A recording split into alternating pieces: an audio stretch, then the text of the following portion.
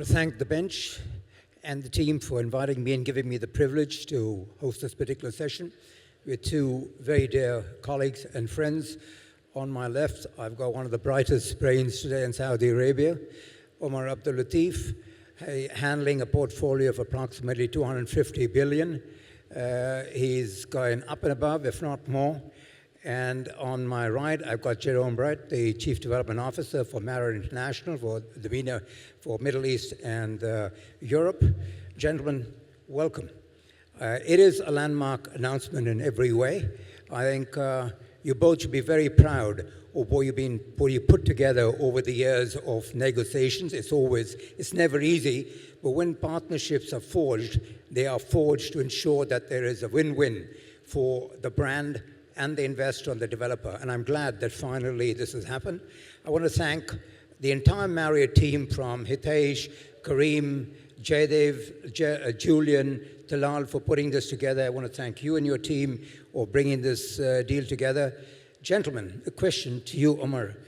Amongst all this huge portfolio that you have in Saudi that you're doing, and all the brands that are at the moment operating in Saudi and want to be doing more, what was there that you saw in Marriott, and why Marriott?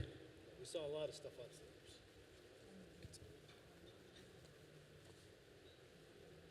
We saw a lot of... Doesn't work. Oh, just use this. We saw a lot of synergies with Marriott, honestly speaking. I mean, just to give you guys facts, hard facts. They have one of the biggest loyalty programs across the globe, and they've always been a huge proponent to the growth of Saudi Arabia. Like, to give you guys an example, I'm sure Jerome could probably give you the hard figures, but the #1 ranked Marriott hotel globally in terms of loyalty program bookings is the JW in Saudi Arabia. It really goes to show the strength of Marriott in Saudi Arabia. And honestly speaking, there's a huge pipeline of hospitality coming across the country. And one thing we noticed, let's say, around 78% of all the upcoming pipeline of hospitality is on the higher end. And my father always has an example of using planes. If you go on a plane, there's only a small subset that's first class, a slightly bigger subset that's business class, and the bulk of it is economy. We have multiple developments across the full spectrum, mid-scale, upscale, upper upscale, and even luxury. We're about to sign a St. Regis, as you can see, so it's A to Z, full spectrum. So with that said, who better than Marriott to help? Thank you very much. I see the St. Regis on that, and I see Marriott. I think, gentlemen, from a private investor, I believe Blacksand is the only private investor today in Saudi who is building a waterfront on a prime location in Saudi Arabia. Congratulations. I think it'll be a great product, both in terms of the hotel positioning and the residential portfolio. Jerome, a question to you. What did you see in this relationship with all these brands that you've got? I mean, there are 10 hotels. What was there that you found in Blacksand? Well, first of all, thank you for this partnership. It's very important. Thank you, Dinky, for putting all of this together. I know it was no small job to get Marriott to where we were, and a partnership that is certainly meant to last forever. Just to be clear, the St. Regis box is bigger than the others, but it's not by choice on our side. We love all of our children equally. So all the brands are great.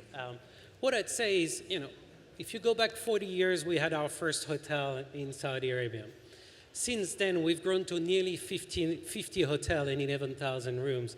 Within no time, we will be doubling this inventory. And it's critical to do it with partners who can actually deliver. A lot of partners have the financial means, a lot of partners have the land. Very few have the internal capabilities to actually put two and two together and generally deliver. And this is what we saw in this relationship with Blacksand, right?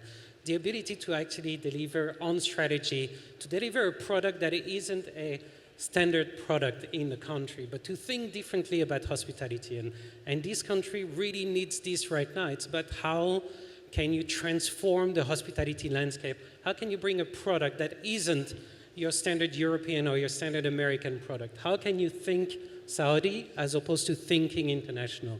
And we truly believe that that's what Blacksand can bring to us here. Thank you. Thank you, Jerome. I think from what I know of Omar, this man's laser sharp in what he wants to be doing for his organization.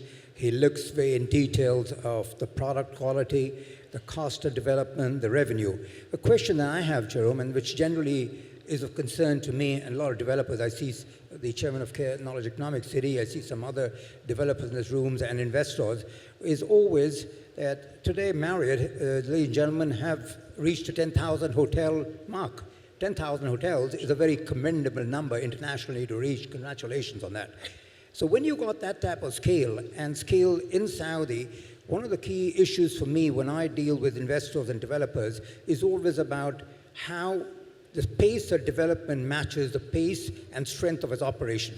So I want to hear from you, how are you going to step up your operations to be able to really scale up profitability whilst you unlock all these assets going forward?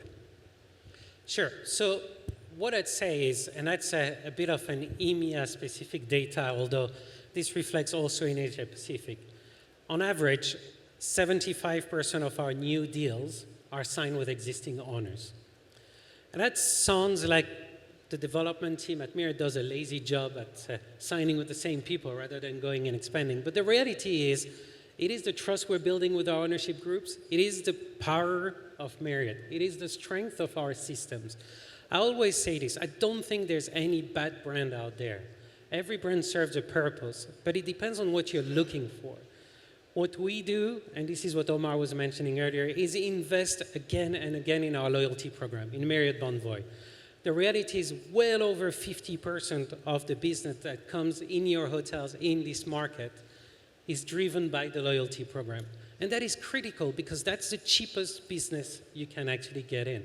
The more we expand, the more visible we are, the more markets we go in, the more business we can bring in directly. And I made a small example in Europe not that long ago on another panel.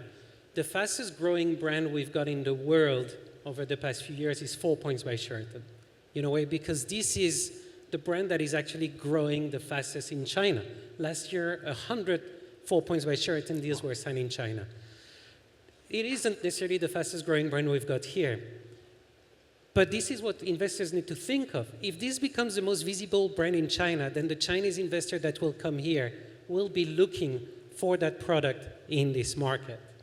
And this is very important. This is what our scale allows us to see. It allows us to actually determine what the next trends are, where you should invest in order to actually have an efficient product that lasts the next generation, rather than one that answers the needs of the customer right now. And that's how we deliver the extra returns. Thank you very much. I think that's very comforting, and it's very, very important for an investor and developer. And I think with the focus on these brands and sub-brands that you see in the mid-space and luxury, and the addition of the residential from a build-to-sell perspective is the future, because that's very comforting for a master developer who says a realization and monetization of asset value and against sale. And I'm glad that the brand is focused in doing it like many others, and you all have a first mover advantage very clearly in the resi. And Omar, as to sum up, you've got this relationship working, and you're now talking 10 brands. Is your focus really to, and I'm pretty sure knowing you, that 2030 is a vision, timelines are important, and your team is quite international that you work with. You've got people, you've got nationality makes you as good internationally as you could be.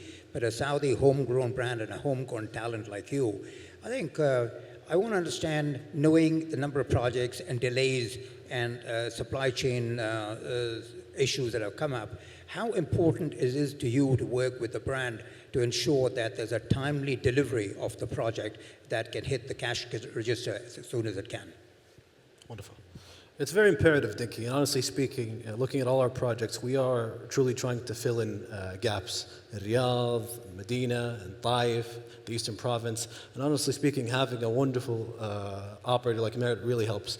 Like even at the design stage, honestly, working with Tobias, Sarah, and the rest of the design team has been a blessing. They're very much helpful, and they always assist, honestly speaking. So in terms of delivery and maintaining, let's say, time schedules and making it for 2030, we're still on schedule. We're going strong, and I'm happy to announce that these 10 developments will hopefully generate approximately 6,900 full-time jobs, hopefully. And that's it. Gentlemen, thank you very much. I won't take more time. Please do the needful. Awesome. All right.